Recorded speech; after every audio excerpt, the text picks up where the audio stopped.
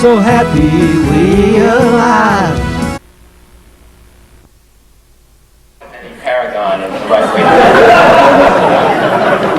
to children about drugs. But finally, I want to say my father, who was very, it's come up a couple of times in the story, died a couple of years ago. And before he died, he was in a nursing home for a couple of years, for a year or so. And my sister, who spent a lot of time with him, because she lives in the small town where we grew up, he was, by that time, paraplegic, and spent a lot of time watching television, and she was watching one day with him something on Court TV, and it was a Greta von Susteren, or one of those legal shows, and there was a debate about medical marijuana, which of course, my foundation is heavily involved in, and it's a very familiar topic to people in this room. And they're watching this marijuana show, and a commercial comes on, and my sister is sitting there with my father at lunchtime. My father looks over, and he says to her, I have a brother, by the way, a middle brother named David. So my father says to her, I know Gara did marijuana, or whatever he said, smoked marijuana. But David, do you think David smoked marijuana? And my sister says, yes, yeah, he smoked marijuana. And my father said, really? I didn't realize that. And then a couple of minutes goes by, and he turns to my sister, my youngest sister, and he says, have you ever smoked marijuana? And she says, yeah, the first time I ever had it was when I went to visit, I was 15 and I went to visit David at college, and he and his friends gave me some. So I thought, that bastard. But anyway, the only thing I can say by way of prescription is that it seems to me the fundamental thing, anything's been said before in this column, and everybody here probably feels the same way, and you have to confront it in your own life, and it's around issues of sexuality as well. People are very uncomfortable very often dealing with anything that involves pleasure, and acknowledging to their children that there is something, that they can engage in pleasure. One of the things you find about your children, particularly around sex, but also around drugs, is that they're very comfortable with the idea that their parents might had pleasurable experiences, It's a very strange thing for kids to deal with, and it makes the parents in turn somewhat uncomfortable. I don't know many kids who are eager to hear that their parents have a very good sex life or something like that. It's a very, very weird thing for kids to have to deal with. But it seems to me the only thing you can really do is be honest about it. And in my case, honesty requires me to say that I had a good time smoking dope when I was younger, and I would be sorry if my children lived to adulthood without having a good time.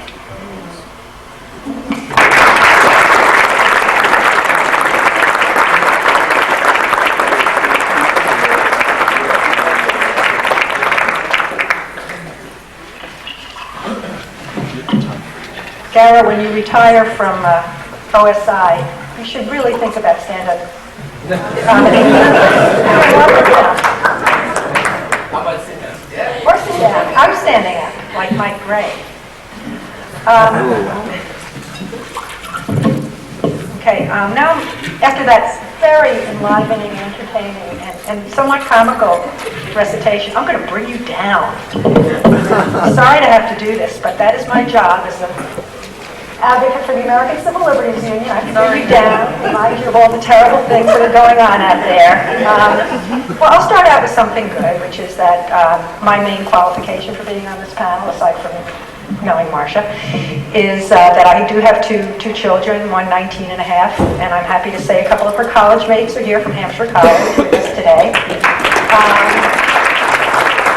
And you all know about Hampshire College, of course. And a 16-year-old son who will be here tomorrow to his first normal conference. As I said to one of the people I had lunch with, he is a budding normal activist.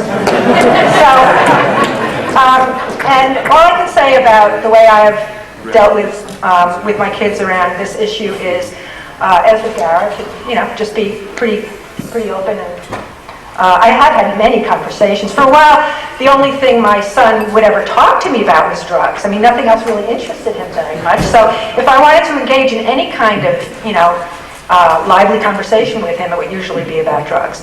I gave each of my kids autographed copies of Marijuana with Myths, Marijuana Facts by John Morgan and Lynn Zimmer, and I recommend that you do the same with your children. And I also keep a copy of Andrew Weil's From Chocolate to Morphine within handy reach, because when my daughter calls me from college to ask me if I think she should take peyote, for example, I have a quick and easy way of checking and reading to her what Andy Weil says about it, and then she can make up her own mind. So that gives you a little bit of a flavor for how I've dealt with this issue. And, you know, my kids are okay. They're great. But now I'm going to talk about other people's kids. Because in thinking about what I was going to say today at this conference and talking from a parent's perspective, I mean, we often say that the most dangerous thing about marijuana for kids is the possibility that they might be arrested.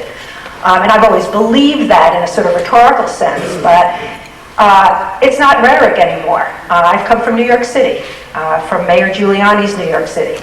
And over the past couple of years, let's just hope he doesn't become a U.S. Senator. Over the past couple of years, as my children have become teenagers, and I have brought more and more and more teenagers into my home, where they freely help themselves to everything that is edible, and, you know, I really don't mind because it means I get to see what my kids are doing. Anyway, every once in a while, you know, there'll be a story about, oh, so-and-so got arrested. But he's 14 years old, you know, or so-and-so got picked up, spent the night, you know, in jail at the age of 15. And I always found these stories pretty disturbing because unlike the parent of an African-American child or another child of color who would actually have to really think and plan for the possibility, even the eventuality of their child, you know, being targeted by law enforcement because racial profiling happens, and we know that it does. As the parent of two very, very white, strawberry blonde children, it just wasn't an issue that I really had to confront in my own personal life. Until they started coming home and telling me about all these kids they knew who were getting arrested. I interviewed two of these kids last week in preparation for this little talk, and I just want to tell you, you know, a couple of personal stories. One of these boys is a pretty good friend of my son's, nice kid, goes to public school in New York City, very, very gentle person. He's been arrested twice for smoking marijuana in public. The first time he was 13 years old. He was in Central Park with a couple of friends, and they were sharing, quote, a bowl of weed. Then Mike got up and went into the bushes to relieve himself, crime number one. And while he was in the bushes, he realized that some police had come and were questioning his friends. When he came out of the bushes, his friends had been searched and were in handcuffs. And then he was searched, although he wasn't part of the group. He wasn't actually doing anything wrong at the time. He had ditched his sack of weed in the bushes when he realized that these cops were there, but he'd forgotten that he had a little tiny roach in a cigarette pack, and so he, too, was arrested and handcuffed. You know, these are boys ages 13 to 16. They were put in a police van, driven to the precinct, and after about 3.5 hours of being handcuffed to a chair at the police precinct, his father finally came to pick him up. And that was the end of that episode because he was so young. There was no court appearance, but he did spend, you know, a number of hours in police custody. The second time Mike was arrested, he was 15, and he went back to Central Park. I mean, this is one of the things you want to tell your kids. Don't do that. He goes back to Central Park to a place called The Cliff. Somebody know The Cliff? Yeah? Okay. I guess it's been around for a long time. They decided to smoke a bowl. They checked around to make sure nobody was watching. They didn't see anybody. They smoked. They got up and they started to amble down the path when an undercover cop approached them and asked them what they had been doing. They said they were smoking cigarettes. The cop then ordered them to sit down and searched each one. The first boy had nothing on him at all. But that didn't stop the cop. He searched the other two kids. He found drug paraphernalia. He found a bowl. A van pulled up, and the boys were loaded inside, and they were now in handcuffs. And Mike said to the cop, "What is this, a sting operation or something?" And the cop said, "Let me put it like this. This park is our playground." The van drove around Central Park for several hours, picking up marijuana offenders. This is just this past summer in New York City. And at the end of a couple of hours, there were 13 people in the van. Some of them were young kids, like Mike and his friends, but they were of all ages, races, and backgrounds. This time, they were lined up when they taken to the, taken to the police precinct, lined up, photographed, searched. All the other people were strip searched, but because Mike and his friends were under 16, they were not.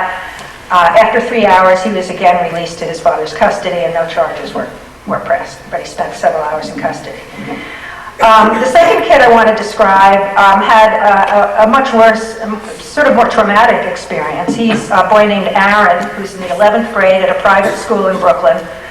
And he was arrested this past fall at the age of 16. He was standing with a friend at night